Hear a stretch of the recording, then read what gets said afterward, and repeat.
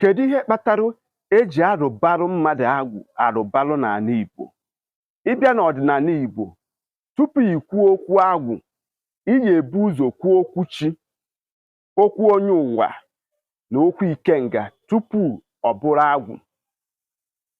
Agwụ na-enyere mmadụ aka ịgbazinyere mmadụ akọ na uche na ọgụgụ isi ka ihe niile ọ na-eme ka ọ na-adaba n'anya ya. Ma taburugbuo, ndị gboo dobere na nwoke ọbụla gbara ahọ 14 years na a ga-arụrụ ya agwụ n'ala Igbo, ka ihe ọbụla ọ na-eme ka o doo ya anya. Mana ụnụ n'anya tata, ndị be anyị echene na onye ọbụla arụrụ agwụ na onye ha abụgo dibịa. Nwanne m, ọ bụrụ ụdị ịrụrụ mmadụ agwụ bụ ihe ndị gboo na-eme.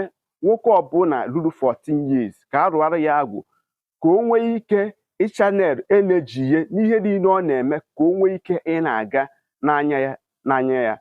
Ọ bụrụ ọsọ ndị dibịa ka a na-arụrụ agwụ, a na-arụrụ mmadụ niile agwụ n'ihe ọbụla onye na-eme, dịka iji wee maatụ ndị na-azụ afịa, ndị na-arụ ọrụ aka, ndị na-agụ akwụkwọ na ndị na-eme ọtụtụ ihe dị iche iche, ndị na-eme ọrụ nka na ụzụ, ka agwụ nwee ike ịgbaziri ihe na ihe niile ha na-eme ka o nwee ike ị na-aga n'anya ya, ka ọ ghara ịbụ ihe ga na-agbakasị ha isi